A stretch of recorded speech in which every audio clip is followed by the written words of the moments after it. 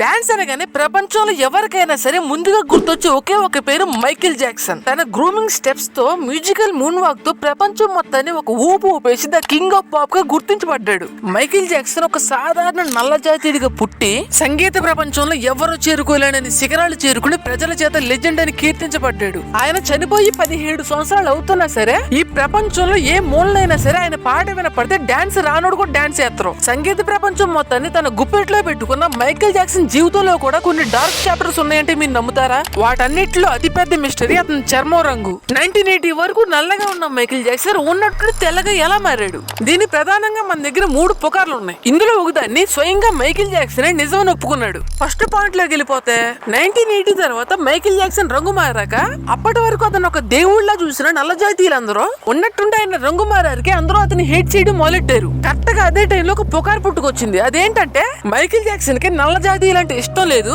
అందుకే ఆయన plastic surgery చేయించుకొని ఆయన కలర్ మార్చుకున్నాడని చెప్పారు. ఇది మీరు గుర్తుపెట్టుకోండి, దీని గురించి మనం తర్వాత మాట్లాడుకుందాం. ఇక రెండో పాయింట్ ఏంటంటే మైకేల్ జాక్సన్ చిన్నప్పుడు వాళ్ళ నాన్న మైకేల్ జాక్సన్ బాగా ఇబ్బంది పెట్టాడని, మైకేల్ జాక్సన్ బాగా హింస పెట్టాడని, అందుకని మైకేల్ జాక్సన్ వాళ్ళ నాన్న జ్ఞాపకాల్ని మర్చిపోవడం కోసం ఆయన స్కిన్ బ్లీచింగ్ చేయించుకొని ఆయన స్కిన్ కలర్ మార్చుకున్నాడని జనాలందరూ మాట్లాడుకోవడం మొదలెట్టారు. అరే ఈ పుకారు గురించి నేను కూడా విన్నాను రా.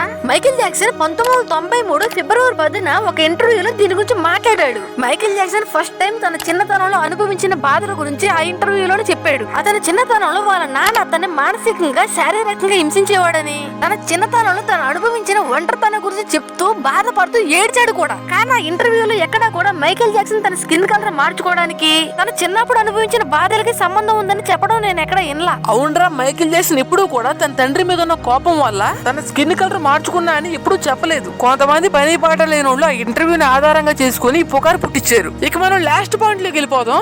ఈ పాయింట్ లో మైకేల్ జాక్సన్ తన స్కిన్ కలర్ మారడానికి గల కారణం ఏంటో చెప్పాడు. అవునా, ఏం చెప్పాడు రా? మైకేల్ జాక్సన్ 1993లో ఓప్రా విన్ఫ్రీకి ఇచ్చిన ఒక ఫేమస్ ఇంటర్వ్యూలో ఇలా చెప్పాడు: నేను ఒక బ్లాక్ అమెరికన్ గా పుట్టినందుకు నేను గర్వపడుతున్నా.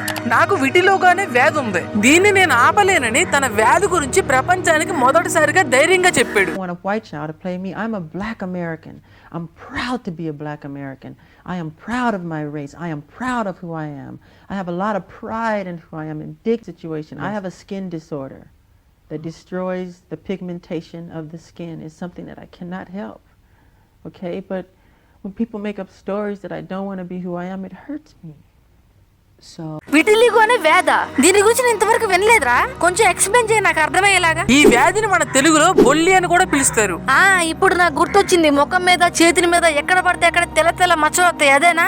అదే వ్యాధి మైకేల్ జాక్సన్ కూడా వచ్చింది. ఈ వ్యాధి వల్ల చర్మానికి రంగునిచ్చే మొలడిన్ కణాలు చచ్చిపోతాయి. అప్పుడు చర్మం మీద అక్కడక్కడ తెల్ల మచ్చలు ఏర్పడతాయి. అయినా ఈ వ్యాధి వల్ల అక్కడక్కడ తెల్ల మచ్చలు ఏర్పడతాయి కానీ శరీరం మొత్తం తెల్లగా మారదు కదా. నువ్వు అడిగిన దాన్ని కూడా సమాధానం చెప్తా, కొంచెం కంగారు పడకుండా చెప్పేది.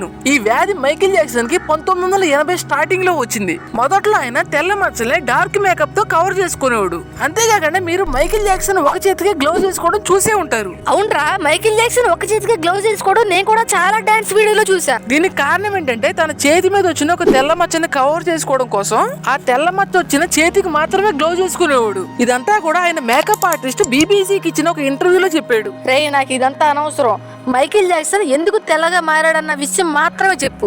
అతనికి వచ్చిన వ్యాధి ఒకనొక టైంకి ఫుల్ గా పెరిగిపోయి శరీరంలో చాలా వరకు తెల్లబడిపోయింది. అప్పుడు ఆ మచ్చల్ని మేకప్ తో కవర్ చేయడం కష్టంగా మారింది. చర్మం 2 రంగుల్లో ఉంటే చూడడానికి బాగోదని చర్మం అంతా ఒకే రంగులో కనిపించడం కోసం డాక్టర్ సలహా మేరకు ఆయన డీపిగ్మెంటేషన్ ట్రీట్మెంట్ తీసుకున్నాడు. అంటే తన శరీరంలో మిగిలి ఉన్న కొద్దిపాటి నల్ల చర్మాన్ని కూడా డీపిగ్మెంటేషన్ క్రీమ్ వాడి తన చర్మాన్ని తెల్లగా మార్చుకున్నాడు. పాపం కదరా మైకేల్ జాక్సన్ కి ఎన్ని కష్టాలరా. వింటుంటే నాకే ఏడిపోతుంది. ఆయన ఇంకెంత బాధపడి ఉంటాడు. ఒరే పిచ్చోడా, ఆయన కష్టాలు ఇంకా ఆగలేదురా. తర్వాత ఆయనకి సిస్టమాటిక్ లూపస్ ఎరిథెమాటోసిస్ అనే ఒక వ్యాధి కూడా వచ్చింది.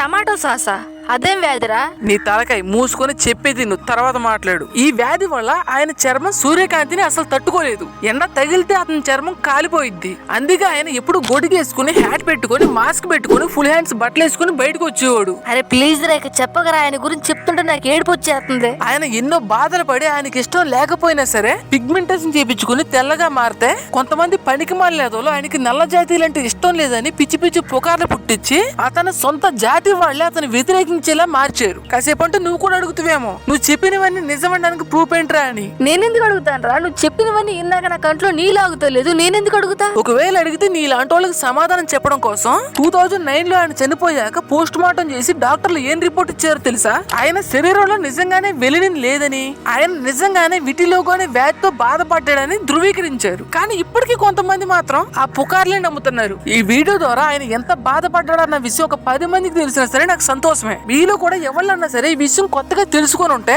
మీ ఫ్రెండ్స్ కి, ఫ్యామిలీ మెంబర్స్ కి షేర్ చేసి వాళ్ళకు కూడా ఈ విషయం తెలిసేలాగా సహాయం చేయండి. నెక్స్ట్ ఆయన ఎలా చనిపోయాడన్న దాని గురించి ఒక వీడియో చేద్దాం అనుకుంటున్నాను.